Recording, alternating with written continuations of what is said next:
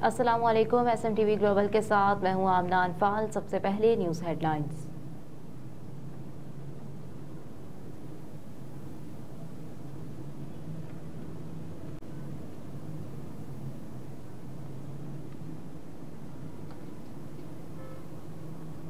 £190 million के समात Adiala jail में होगी नोटिफिकेशन जारी। चेयरमैन तहरीक इंसाफ इमरान खान के खिलाफ तोशाखाना और £190 मिलियन स्कैंडल केस में अहम पेशरफ्त हुई है और वजारत कानून और इंसाफ ने चेयरमैन PTI इमरान खान के जेल ट्रायल का नोटिफिकेशन जारी कर दिया।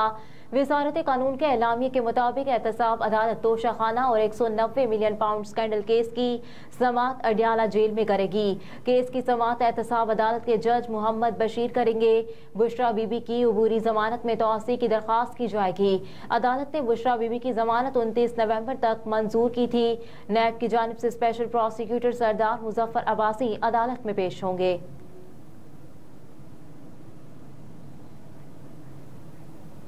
अवामी मुस्लिम लीग के सरबराह शेख रशीद अहमद ने कहा कि चीफ जस्टिस पाकिस्तान ने कह दिया कि इलेक्शन होने जा रहे हैं। 10 तारीख से इलेक्शन मुहिम शुरू कर रहा हूं।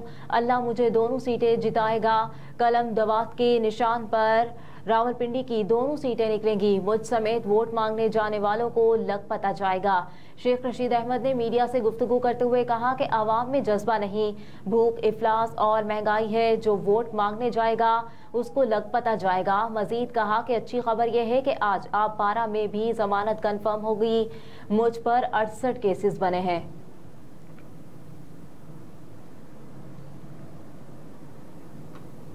लाहौर हाई कोर्ट ने जिस्मानी रिमांड देने के लिए नए उसूल वज़ा कर दिए। मुलजिम मंशा बम के जिस्मानी रिमांड में तोसी का फैसला कलअदम करार दे दिया गया। अदालत ने अपने फैसले में लिखा कि जिस्मानी रिमांड के लिए मुलजिम का कमरा अदालत में मौजूद होना जरूरी है। पेशी के बगैर जिस्मानी रिमांड नहीं दिया जा सकता। पुलिस अफसर किसी मुलजिम को 24 घंटे के अंदर अदालत में पेश किए बगैर अपने पास नहीं रख सकता।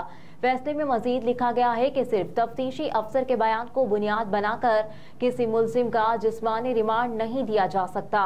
तफ्तीशी अफसर की जानिब से जब भी रिमांड की दरख्वास्त आए तो मजिस्ट्रेट तमाम हकाइक को मद्देनजर रखकर अपने जुडिशल रिमांड का इस्तेमाल करेंगे। मजिस्ट्रेट जिस्मानी रिमांड का फैसला करते वक्त अपनी ऑब्जर्वेशन को अदालती फैसले का हिस्सा बनाए।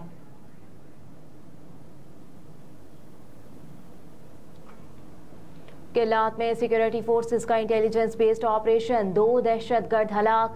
पाक फौज के शोबा ताल्लुकात आमा की जानिब से जारी एलामिये में बताया गया कि 28 नवंबर 2023 को सिक्योरिटी फोर्सेस ने दहशतगर्दों की मौजूदगी की तला पर जिला किल्लात के नागांव पहाड़ों के अमूमी इलाके में इंटेलिजेंस पर मुबनी ऑपरेशन किया। ऑपरेशन के दौरान फौजियों और दहशतगर्दों के दरमियान शदीद फायरिंग का तबादला हुआ, जिसके नतीजे में 2 दहशतगर्द हलाक हुए, जिनके कब्जे से असलहा, गोला बारूद और बारूदी मवाद का जखीरा भी बरामद हुआ।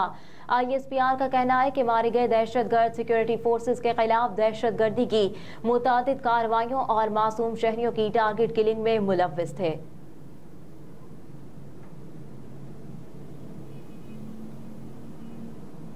आलमी बैंक ने बिजली की कीमतों में मजीद इजाफे की मुखालिफत कर दी। आलमी बैंक के नायब सदर मार्टिन रेजर ने कहा कि बिजली की कीमतों में मजीद इजाफे की जरूरत नहीं, लेकिन बिजली के लाइन लॉसेस को कम किया जाए। उन्होंने मकामी कर्जों को मुअख्खर करने पर भी एतराज करते हुए कहा कि मकामी कर्जे मुअख्खर कराने से बैंकिंग सेक्टर और सरमायाकारी मुतासिर हो सकती है, इसलिए पाकिस्तान को मकामी कर्जे मुअख्खर कराने के अमल में मोहतात रहना होगा। नायब सदर आलमी बैंक का कहना था कि इलेक्शन से कबल सियासी जमातों से मुआशी इस्लाहात पर बातचीत हुई है। मुआशी इस्लाहात का अमल जारी रहना चाहिए। मुआशी पॉलिसियों पर अमल दरामद जरूरी है। मार्टिन रेजर ने मजीद कहा कि पाकिस्तान को टैक्स टू GDP रेशो 2 से 3% तक बढ़ाना होगा। महज टैक्स वसूलियाँ करना काफ़ी नहीं है। अखराजात और टैक्स इस्लाहात पर मिलकर काम करने की ज़रूरत है। ज़राई शोबे को सहूलियात दिए बगैर टैक्स रेवेन्यू में इजाफा मुश्किल है।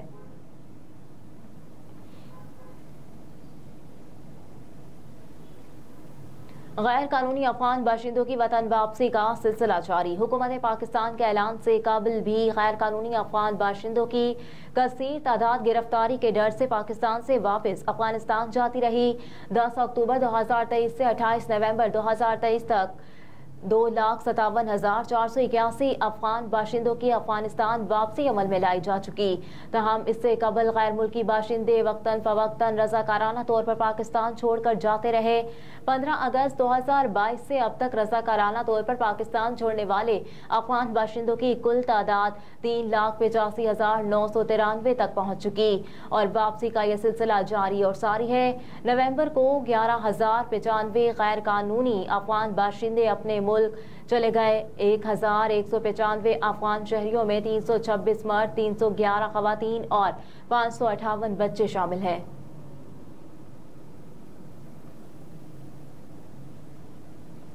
ANF की मनशियात स्मगलिंग के खिलाफ कार्रवाई, 3 मुल्जिमान गिरफ्तार कर लिए। ANF के मुताबिक मुल्जिमान मुआशी मुश्किलात से 2-4 अफराद को मनशियात बैरून मुल्क स्मगल करने के लिए इस्तेमाल करते थे।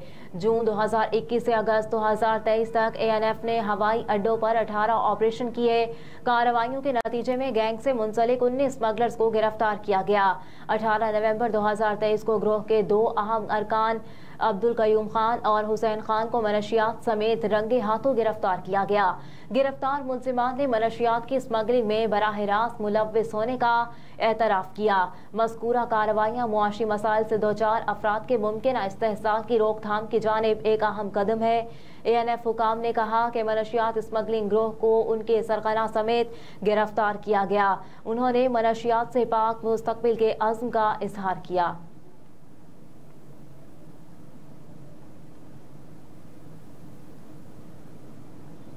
स्टॉक एक्सचेंज में जबरदस्त तेजी, इंडेक्स 61,000 की नई बुलंद तरीन सतह उबूर कर गया।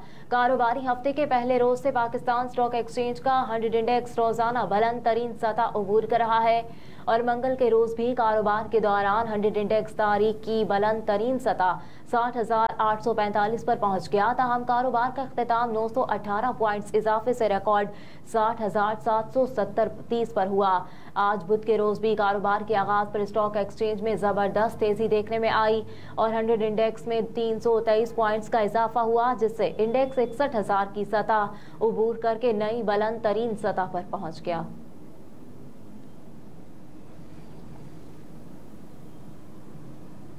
एलोन मस्क गजा का दौरा करेंगे। इसराइल के हाथों फलस्तीनियों की तबाही देखें। बैरूत में प्रेस कॉन्फ्रेंस करते हुए हमास के सीनियर रहनुमा और तर्जुमान उसामा हमदान का कहना था कि रिहा होने वाले फलस्तीनी कैदियों ने बताया है कि इसराइल का रवैया कितना वहशियाना था।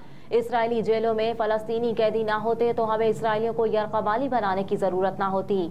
उसामा हमदान का मजीद कहना था कि गजा में इसराइल अपना कोई भी मकसद हासिल नहीं कर सका। इसराइल गजा में अस्करी और सियासी दोनों लिहाज से बुरी तरह नाकाम हुआ। हमास रहनुमा ने कहा कि जमीनी कार्रवाई में हलाक इसराइली फौजियों की तादाद बताई गई तादाद से कहीं ज्यादा है। इसराइल के 1,000 से ज्यादा फौजी जख्मी हुए हैं। जख्मी इसराइली फौजियों में 200 शदीद जख्मी हैं। दुश्मन का नुकसान आने वाले दिनों में मजीद बढ़ेगा। इसराइली फौजी गजा की 80% सरजमीन को छूने में भी नाकाम रहे।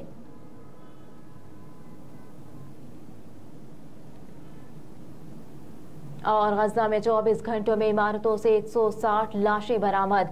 गजा में फलस्तीनी हुकाम के मुताबिक 7 अक्टूबर से शुरू होने वाली इसराइली जारहियत के नतीजे में फलस्तीनी शहदा की तादाद 15,000 से ज्यादा हो गई। गजा के शहदा में 6,150 बच्चे और 4,000 से जायद खवातीन शामिल हैं। फलस्तीनी हुकाम के मुताबिक 6,000 से जायद अफराद के मलबे तले दबे होने का खदशा है। कई रोज की बमबारी के बाद जुम्मे से इसराइल ने 4 रोजा जंगबंदी का ऐलान किया था और पीर को इसराइल और हमास के दरमियान जंगबंदी का आखिरी रोज था, लेकिन आर्जी जंगबंदी में मजीद 2 रोज की तौसी कर दी गई, जिसके बाद मलबे तले दबे अफराद की तलाश के काम में तेजी आई है। ताहम हुकाम ने कहा कि ईंधन की किल्लत के बायस सर्च एंड रेस्क्यू ऑपरेशन में मुश्किलात का सामना है और अमवात की तादाद में इजाफे का खदशा है। हेडलाइंस आप जान चुके न्यूज स्टूडियो से फिल वक्त इतना ही। आप देखते रहिए SMTV ग्लोबल।